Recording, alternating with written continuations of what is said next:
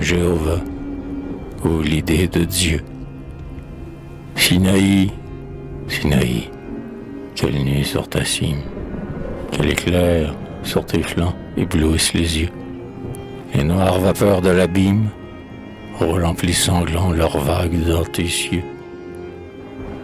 La nuit enflammée où ton front se perd vomit la fumée comme un chaume vert.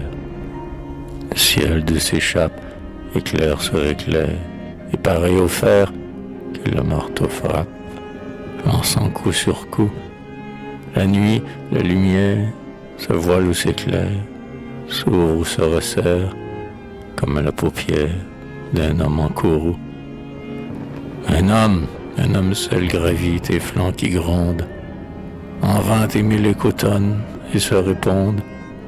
Ses regards assurés ne se détournent pas. Tout un peuple éperdu le regarde d'en bas, jusqu'au lieu où ta cime et le ciel se confondent. Il monte et la tempête enveloppe ses pas.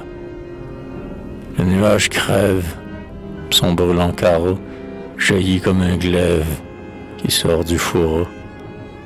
Les foudres portées sur ses plis mouvants, au hasard jetés par les quatre vents, entre elles heurtées, partent en tous sens, comme une volée d'aiglons aguerris, qu'un bruit de mêlée a soudain surpris, qui, battant de l'aile, volent pêle-mêle autour de leur nid, et loin de leur mère, la mort dans leur serre s'élance de l'air en poussant des cris.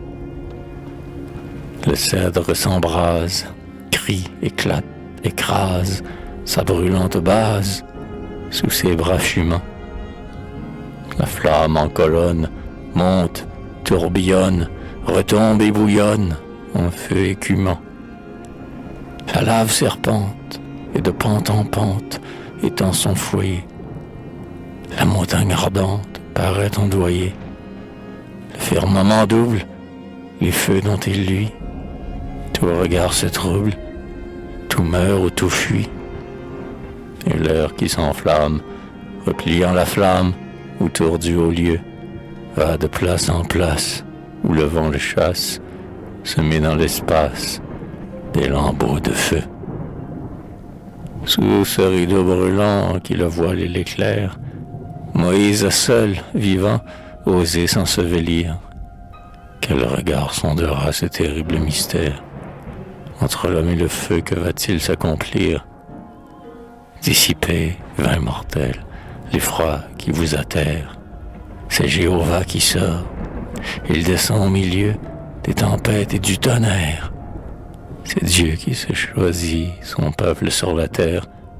C'est un peuple à genoux qui reconnaît son Dieu. L'Indien, élevant son âme aux voûtes de son ciel d'azur, adore l'éternelle flamme, prise à son foyer le plus pur. Au premier rayon de l'aurore, il s'incline, il chante, il adore, l'astre d'où ruisselle le jour.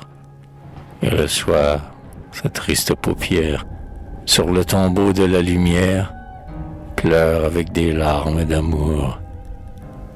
Aux plages que le Nil inonde, des déserts le crédule enfant, brûlé par le flambeau du monde, adore un plus doux firmament. Amant de ses nuits solitaires, pour son culte mis des mystères, il attend l'ombre dans les cieux, et du sein des sables arides, il élève des pyramides pour compter de plus près ses dieux. La Grèce adore les beaux songes, par son doux génie inventé, et ses mystérieux mensonges, ombre pleine de vérité. Il naît sous sa féconde haleine, autant de dieux que l'âme humaine a de terreur et de désir.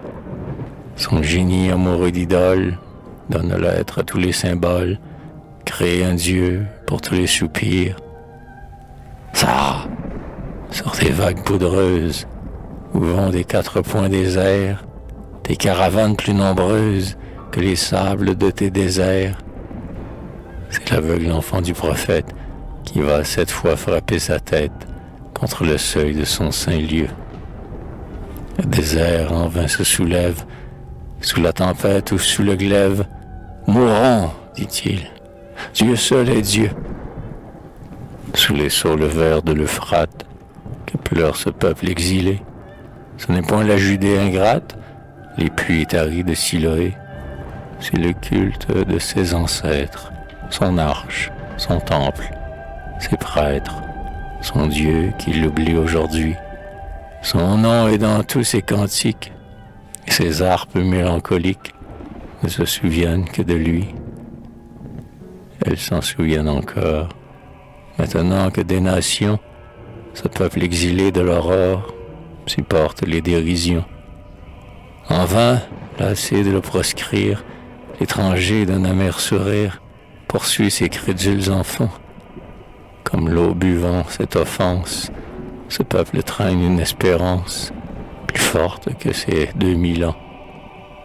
Le sauvage enfant des savanes, informe ébauche des humains, avant d'élever ses cabanes, se façonne un dieu de ses mains. Si, chassé des rives du fleuve, où l'ours ou le tigre s'abreuve, il émigre sous d'autres cieux, chargé de ses dieux tutélaires. Marchons, dit-il, ô de nos pères, la patrie et tous sont les dieux. Et de quoi parlez-vous, marbre, bronze, portique, colonne de Palmyre ou de Persépolis, panthéon sous la cendre où l'on ensevelit, si vide maintenant, autrefois si rempli. Et vous, dont nous cherchons les lettres symboliques, d'un passé sans mémoire incertaine relique, mystère d'un vieux monde en mystère écrit. Et vous, temple debout, superbe basilique, dont un souffle divin anime les parvis. Vous nous parlez des dieux, des dieux, des dieux encore, chaque autel emportant qu'un saint délire adore, holocauste éternel que tout lieu semble offrir, l'homme et les éléments, pleins de ce seul mystère, n'ont eu qu'une pensée, une œuvre sur la terre, confesser cet être et mourir. Mais si l'homme occupé de cette œuvre suprême épuise toute langue à nommer le seul grand, combien la nature, en son silence même, le nomme mieux encore au cœur qui le comprend. Voulez-vous, ô mortels, que ce Dieu se proclame? Foulez au pied la cendre, au dehors le panthéon, et le livre l'orgueil épelle en vain son nom. De l'astre du matin, le plus pâle rayon, sur ce divin mystère éclaire plus votre âme que la lampe au jour faux qui veille avec Platon.